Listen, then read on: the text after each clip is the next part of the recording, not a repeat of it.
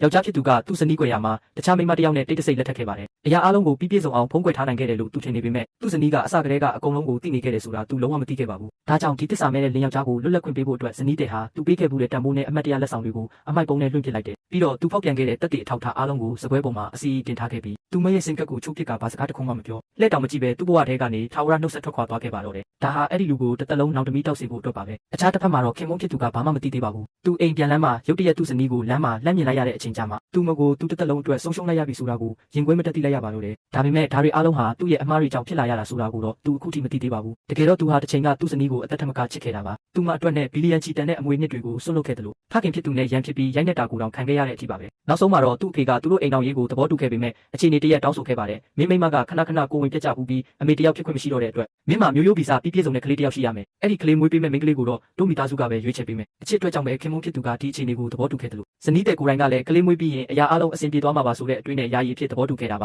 ဒါပေမဲ့ဒီသဘောတူညီချက်ကဒီလောက်အထိမြန်မြန်ဆန်ဆန်လက်တွေ့ဖြစ်လာလိမ့်မယ်လို့သူမဘယ်တော့မှမထင်ခဲ့မိဘူးသူတို့ရဲ့မင်္ဂလာနှစ်ပတ်လည်နေ့မှာတင်ခင်မုန်းဖြစ်သူကဟိုမိန်းမစီကဖုန်းဝင်ဇနီးကိုပစ်ထားခဲ့ပြီးချက်ချင်းထွက်သွားခဲ့ပါတယ်ဇနီးတဲ့ဆေးရုံကိုရောက်သွားတဲ့အချိန်မှာတော့ခင်မုန်းနဲ့သူ့မိသားစုကဟိုမိန်းမနဲ့အတူပျော်ရွှင်နေကြတာကိုမြင်လိုက်ရပြီးဖခင်တယောက်ဖြစ်ရတဲ့ပီတိတွေကခင်မုန်းရဲ့မျက်နှာပေါ်မှာအထိုင်းသားပေါ်လွင်နေခဲ့တယ်ဒါကိုမြင်လိုက်ရတဲ့အချိန်မှာတော့ဇနီးတဲ့ဟာသူတို့ဘဝထဲမှာအပိုလူတယောက်ဖြစ်သွားပြီဆိုတာကိုသဘောပေါက်သွားခဲ့ပါပြီဇနီးတဲ့ကအမှန်တရားကိုရင်ဆိုင်မေးမြန်းတဲ့အခါခင်မုန်းဖြစ်သူကပြပြတလဲဖြစ်သွားပေမဲ့ဇနီးတဲ့ကအခုကလေးလဲမွေးပြီးပြီဆိုတော့အဲ့ဒီမိန်းမကိုဘယ်တော့အဆက်အသွယ်ဖြတ်မှလဲလို့တဲ့တိုးပဲမေးလိုက်ပါတယ်ခင်မုန်းဖြစ်သူကအပြေမပေးနိုင်ပဲတစ်အဖြစ်နေတာကဇနီးတဲ့ရဲ့နှလုံးသားကိုအစိမ့်လိုက်ခွဲလိုက်တယ်လို့ပါပဲအဲ့ဒီချိန်မှာပဲကောက်ကျစ်တဲ့ဟိုမိန်းမကချက်ချင်းဆိုသလိုဟန်ဆောင်မျက်ရည်တွေနဲ့ဒူးထောက်တောင်းပန်ရင်းလဲကျချင်းရောက်ဆောင်ပြီးအပြစ်အလုံးကိုဇနီးတဲ့အပေါ်ပုံချလိုက်ပါတော့တယ်ဒါကိုမြင်တော့ခင်မုန်းဖြစ်သူကအမှန်တရားကိုမစုံစမ်းပဲသူ့ဇနီးကိုဒေါသတကြီးအော်ဟစ်ပြီးဇနီးဖြစ်သူရဲ့ရှေ့မောက်မှာတဲ့အဲ့ဒီကောက်ကျစ်တဲ့မိန်းမကိုပွေ့ချပြီးထွက်သွားခဲ့ပါတယ်အဲ့ဒီခိုက်တန့်မှာတော့ဇနီးတဲ့ရဲ့နှလုံးသားဟာအပိုင်းပိုင်းအဆအဆကြေမွသွားခဲ့ပြီးဒဏ္ဍာရီဆန်တဲ့အချစ်ဆိုတာပုံမြင်တွေထဲမှာပဲရှိတာပါလားလို့နားလည်သွားခဲ့ပါတယ်ဒါကြောင့်သူမကိုယ်တိုင်ပဲဒီဆက်ဆံရေးကိုအဆုံးသတ်ဖို့ဆုံးဖြတ်လိုက်ပြီးလဝကရုံးကိုဖုံးဆက်ကသူမရဲ့နိုင်ငံသားစစ်ရေးတက်တန်းကိုပယ်ဖျက်ဖို့လုပ်ငန်းစဉ်တွေကိုစတင်လိုက်ပါတော့တယ်အခြားတစ်ဖက်မှာတော့ခင်မုန်းဖြစ်သူကအဲ့ဒီမိန်းမနဲ့ကလေးကိုအိမ်ခေါ်လာပြီ